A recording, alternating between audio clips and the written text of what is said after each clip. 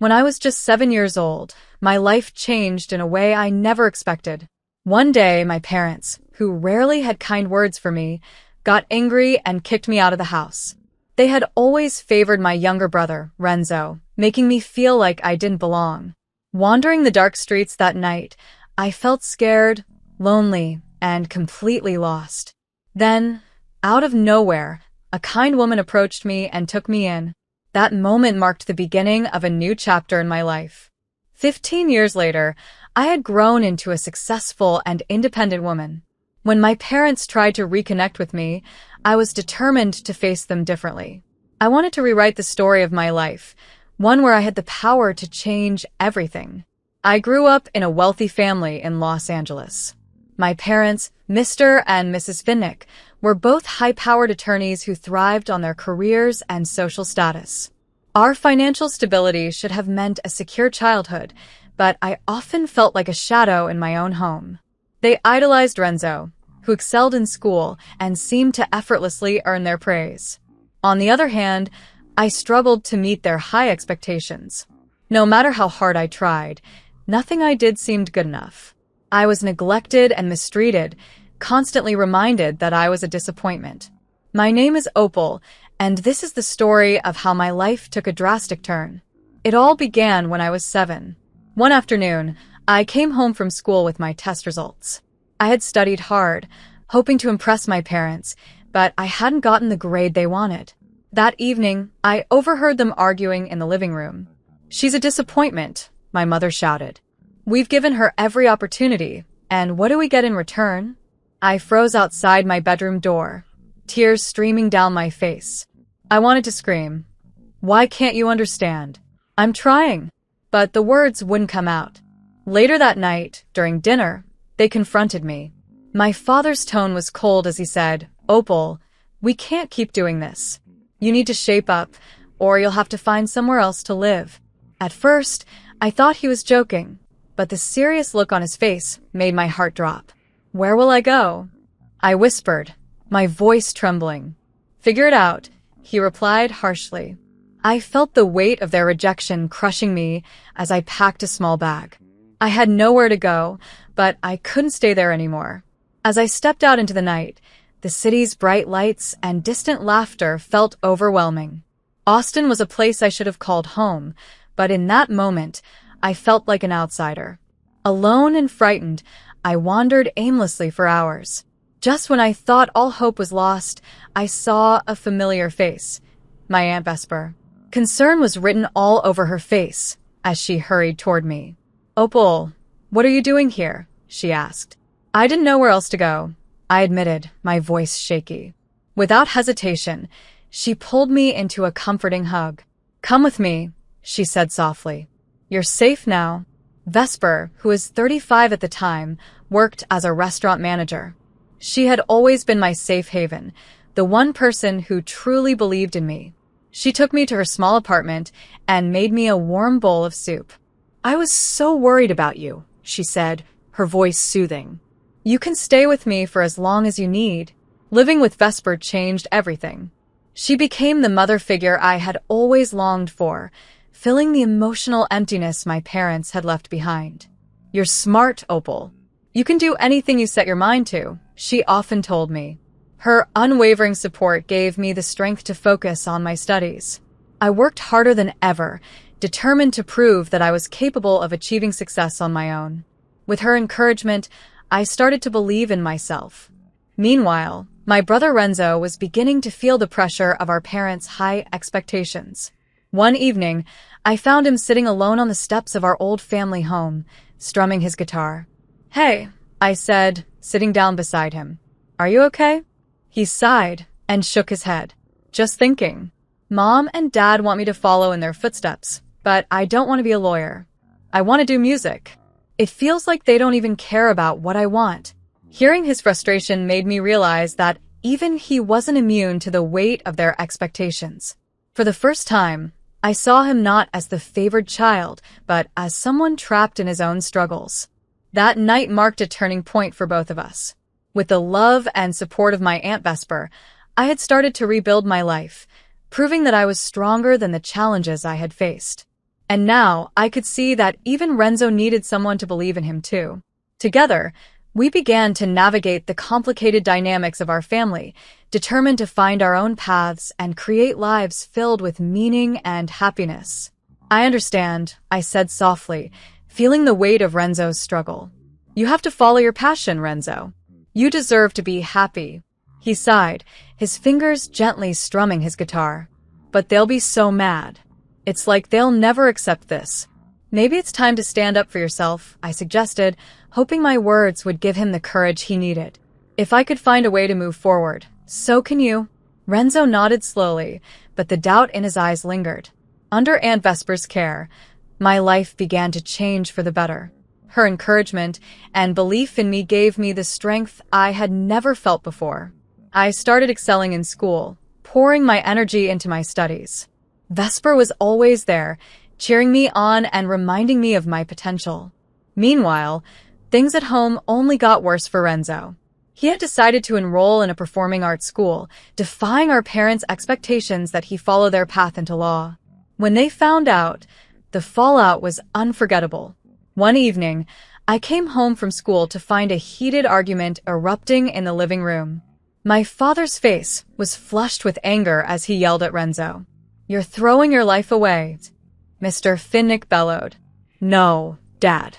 I'm finally doing what I love," Renzo said, his voice rising in defiance. "That's not how we raised you," my mother snapped. "You're wasting your potential." I stood frozen in the doorway, my heart racing.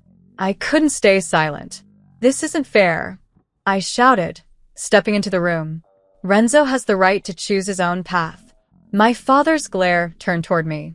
"Stay out of this, Opal. You've done enough damage already." His words stung, but they also solidified what I had known for a long time. My parents' control was suffocating, and their inability to see us as individuals was toxic. Renzo stood his ground, but the tension in the room was unbearable. It was clear that our parents were unwilling to accept our choices, no matter how much it hurt us. Back at Vesper's apartment, life was warm and full of hope. Her small home was cozy, filled with laughter and the comforting smell of home-cooked meals. It was everything my childhood home had never been. "You're going to be a doctor one day. I just know it," Vesper said one evening as she helped me with my homework. "You have the heart for it." Her words ignited something in me. For the first time, I truly believed I could achieve something great. I threw myself into my studies with a determination I didn't know I had. School became my sanctuary, a place where I could escape the painful memories of my past and focus on building a brighter future. But even as I flourished academically, I couldn't stop thinking about Renzo. He was still living under our parents' roof, facing their constant pressure to abandon his dreams and pursue law. One day, I decided to call him. "Hey, how's everything going?" I asked, trying to keep my voice upbeat. "It's the same," he replied, his voice heavy with frustration. "Mom and Dad just don't get it. They think I'll eventually change my mind and go to law school. You won't though, right?" I asked firmly. "You're too talented to give up on your passion." "I know," he said with a sigh. "But it's hard when they keep pushing me. I feel like I'll never be free." A rush of inspiration hit me. "What if you came to stay with me and Vesper for a while? It might help you figure things out." "Maybe," he said, though I could hear the hesitation in his voice. As the months passed, my hard work began to pay off. I graduated high school with honors and received a scholarship to a prestigious university. The day I got my acceptance letter, I was over the moon. "I did it, Vesper," I exclaimed, jumping up and down with excitement. "I'm going to be a doctor." Vesper hugged me tightly, tears of pride shining in her eyes. "I always knew you could do it, Opal. You've worked so hard, and you deserve this." Her words meant everything to me. But even in that joyful moment, a shadow of fear lingered. I knew my journey would be challenging, and I couldn't shake the worry about what lay ahead, for both me and Renzo. When I called my parents to share the news about my scholarship, their reaction was exactly what I feared. "That's great, Opal," my father said flatly. "But remember, medical school is tough. You'll have to be perfect." I clenched my fists, fighting back tears. I wanted them to be proud of me, to acknowledge how hard I had worked. But instead, they turned my accomplishment into another pressure-filled obligation. Why can't you just be proud of hers? Vesper interjected, frustration bubbling over. She's worked so hard for this. The silence that followed was deafening. My parents' lack of enthusiasm stung deeply, but it also reaffirmed what I already knew. They were stuck in their ways, incapable of celebrating me for who I was. Despite the pain, I refused to let their indifference hold me back. I was determined to move forward, fueled by the belief Vesper had instilled in me and the hope that one day, Renzo might find his own escape too.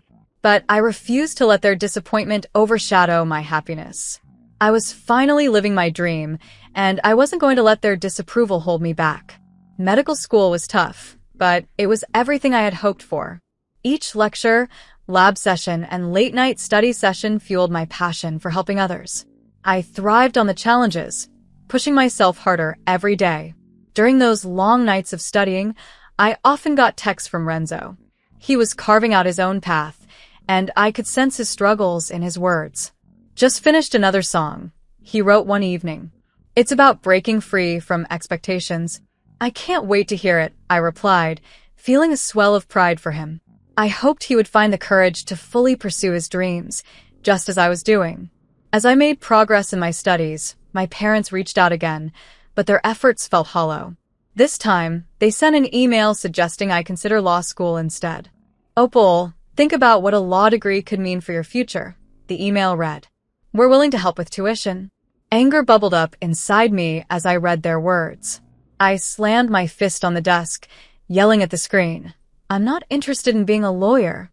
I'm going to be a doctor. Vesper found me in that moment of frustration. What's wrong? She asked, her face full of concern. They think I should drop everything and follow their path, I replied, my voice trembling with anger.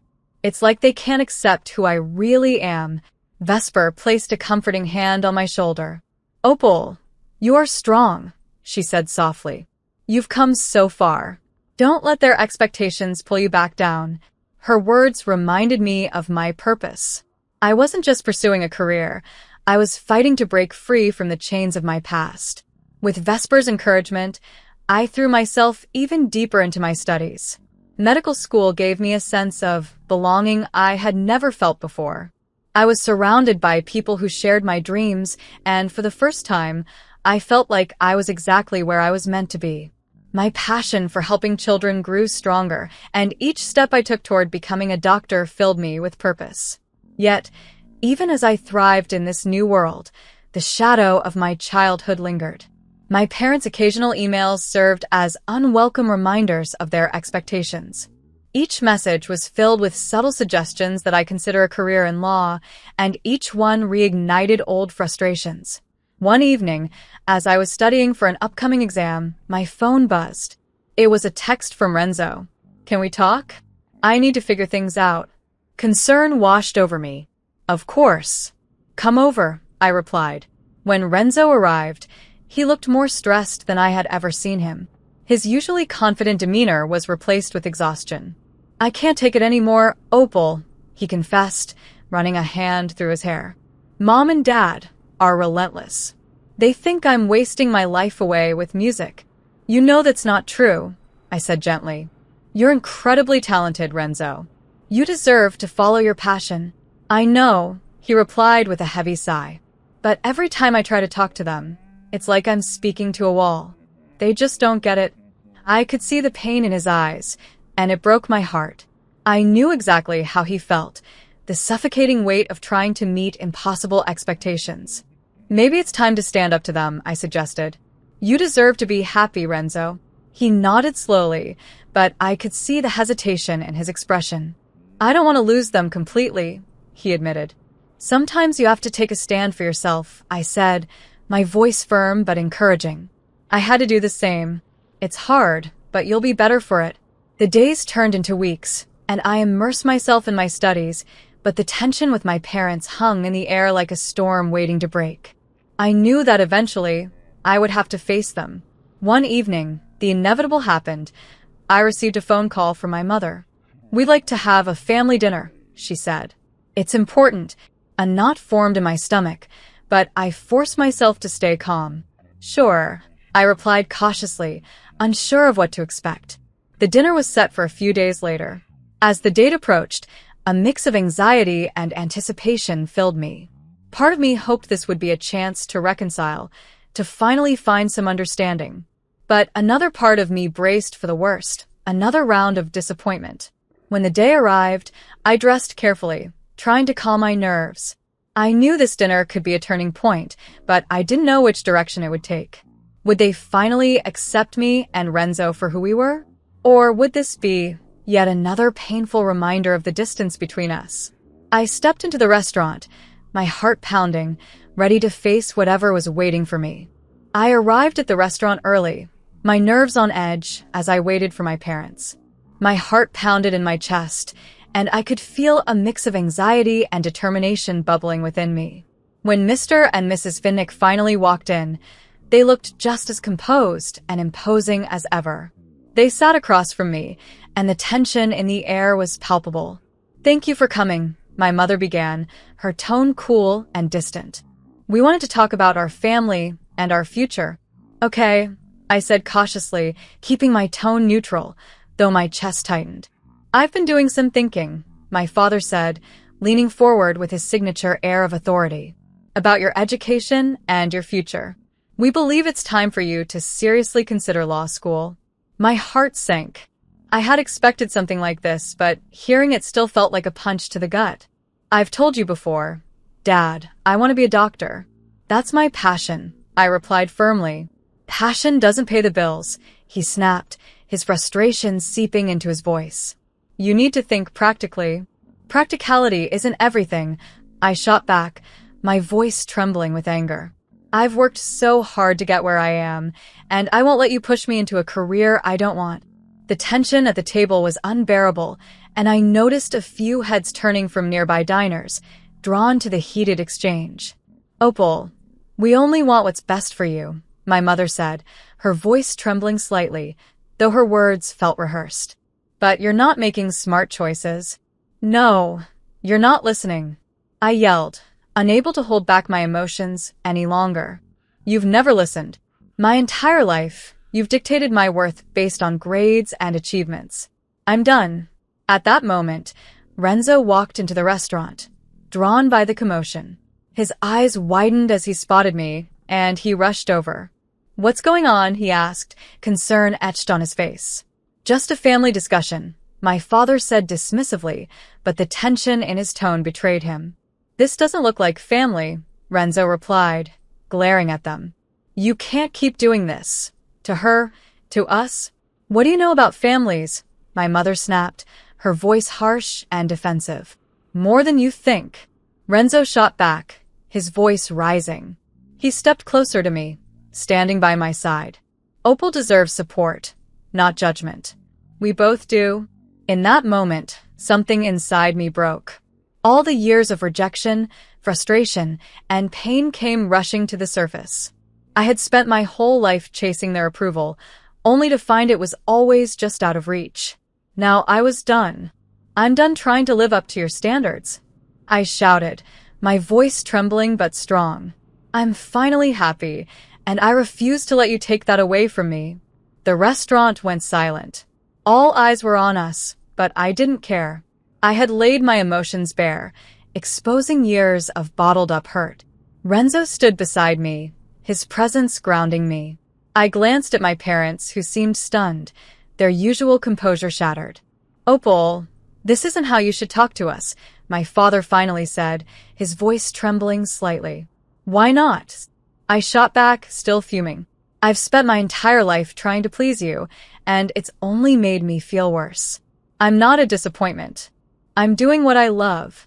Renzo turned to our parents, his eyes blazing with determination. "You need to understand that pushing us into careers we don't want isn't love. It's control." My mother's harsh demeanor cracked, and for the first time, I saw real emotion in her eyes. "We thought we were doing what was best for you," she said quietly, her voice tinged with regret. "Best for us or best for you?" I countered, my voice steady and firm. You've never seen us for who we really are. You only see your expectations. A shift occurred within me at that moment.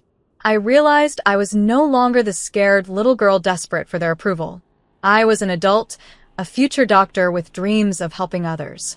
And I was finally ready to stand up for myself and for Renzo. Enough of this, I said firmly. I won't let you dictate my future anymore. I'm going to be a pediatrician, and nothing you say will change that. Tears welled up in my mother's eyes as she absorbed my words. I just wanted you both to have secure futures, she said softly. I thought that would make you happy. Happiness isn't defined by a job or a title, Renzo said gently, his tone softening. It's about being true to ourselves. I want to make music, and Opal wants to help children. That's what makes us happy. The weight of the conversation hung in the air, but for the first time, I felt lighter. I had spoken my truth, and it was liberating. My father let out a heavy sigh, his expression filled with regret. Maybe we've been too focused on our own definitions of success, he admitted. We didn't mean to push you away. I could see the sincerity in their eyes, but I knew that words alone wouldn't mend the years of hurt. It's going to take time, I said, my voice steady. Time for me to trust you again. But I'm willing to try, if you are. My mother nodded, her expression softening. We want to support you, Opal. Really, we do. Can we start over? Renzo and I exchanged a glance, and I nodded cautiously. Let's take it one step at a time, I replied. We have a lot to work through. In the weeks that followed, we began to rebuild our relationship. It wasn't easy. Old habits die hard, but my parents made an effort to show their support. They attended my medical school events, and for the first time, it felt like they were trying to understand my passion. Meanwhile, Renzo pursued his music with renewed determination. He played at local gigs, slowly carving out his path. I admired his courage and felt proud of him for standing up for what he believed in. Eventually, Vesper, Renzo, and I decided to open a community center for children. We wanted to create a safe space where kids could explore their passions, just as we had fought for ours. On the day of the grand opening, as I stood surrounded by smiling faces, I felt a profound sense of fulfillment. My journey had taught me that love isn't about meeting expectations. It's about supporting each other in being our true selves. And that was a lesson worth sharing.